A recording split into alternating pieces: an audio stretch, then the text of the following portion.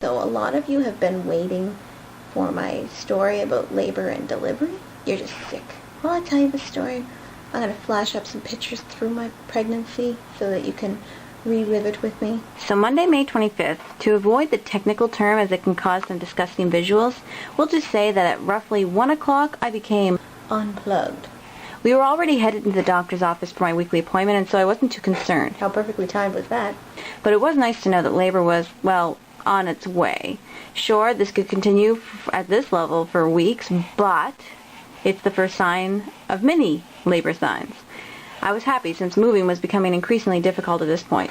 In the doctor's, I told him what had happened and then continued with the arrangement of our next appointment. He stopped me and smiled with the kindest words a pregnant woman could ever hear, telling me to wait and see if I was still pregnant next week. He had this all-knowing smile that said, "You won't be." Tuesday, May 26th, all night and all day since I became unplugged.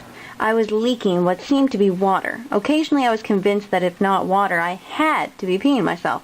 But people kept saying, "Oh no, that's just the rest of the plug coming out," to which I argued, it's not plug-like, it's water. They continued to say, "Yes, the plug can be quite diluted on the inside."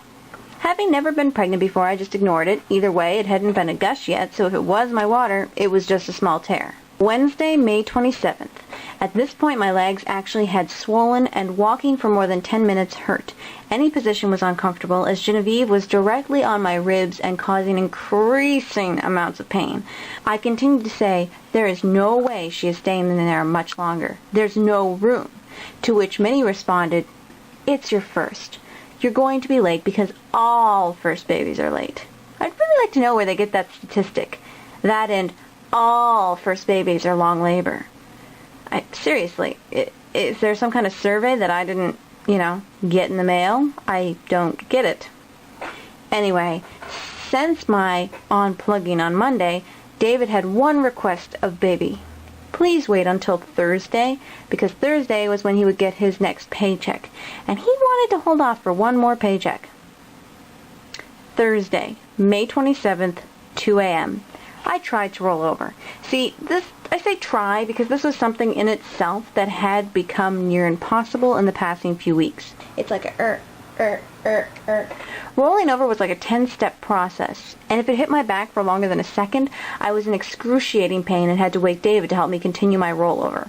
So when at 2 a.m., in my attempt at rolling over, I was stuck on my back for a mere second, it was at this moment that a small gush woke me completely from my sleep. Stuck on my back like a beetle, I did not desire to put forth the effort to get up and investigate if there wasn't anything there. I woke David and said, "Honey, I think my water just broke." He grunted. I said, "Can you check for me?" Now, something you need to know about David is that he's blind without his glasses, but he was too tired to bother getting them and, figured I was just hoping for labor. He got up close and personal with my goods and declared me as fine. Meanwhile, I feel like I'm sitting in a small warm puddle. I gave him a look and I said, "Put your glasses on." So he puts his glasses on, looks back at me and goes, "Whoa!" Well, that was enough for me. Out of the bed I went. Hello. Because I wasn't feeling intense contractions and didn't want to go to the hospital at 2 a.m. and get sent back home, we went back to bed.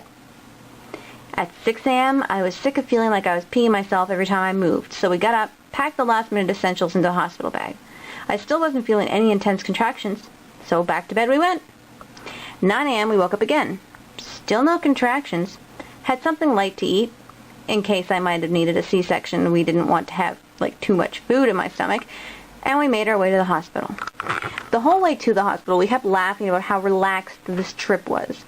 There we were, just sitting, taking our time, no rush. We'd visualized this trip for weeks, months, taking it every time. David memorized the turns because if I was in intense labor, we figured there's no way I'm going to be able to help him maneuver through traffic. So he had to know every shortcut, if there was a crash, he needed to know a different route to the hospital.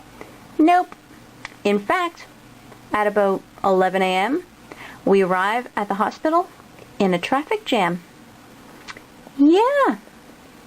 In fact, we were so casual about this entire endeavor that I, in labor, got out of the car and waddle to the front of the traffic jam to see what was going on. Find out that the hospital parkade is full. It's at capacity because so many people went into labor last night. They're all parked there, and there's a lot of visitors. The hospital parkade is full. No parking. And people are lined up waiting for cars to come out so that they can park. Wow.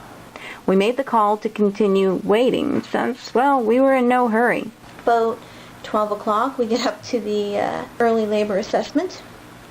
And they need a sample, first of all, to make sure your water did break. Second, to check for things like meconium or blood and make sure that she's all right, baby's all right.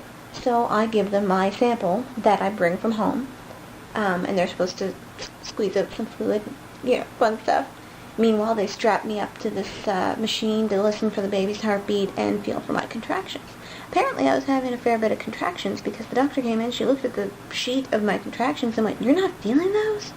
Beginning, when calling in to let them know we were coming in, they said, "Are you feeling any contractions?" And I said, "No, unless I'm the Incredible Hulk."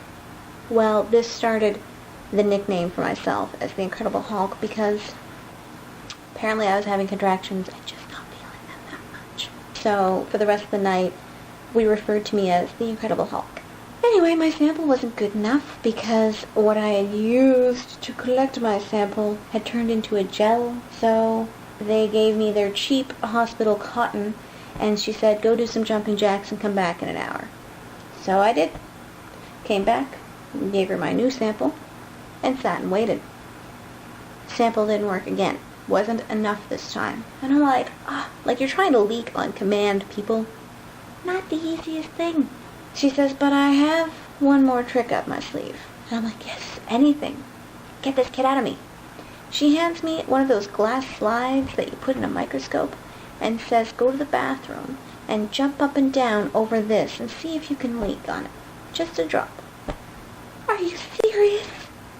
Okay, there's your visual, the first visual in the story. A pregnant woman, very pregnant, with this little bitty glass slide who can barely balance in general, trying to balance this piece of glass between her legs and jump it up and down, trying to leak on command. Not easy. This has been a bwings production.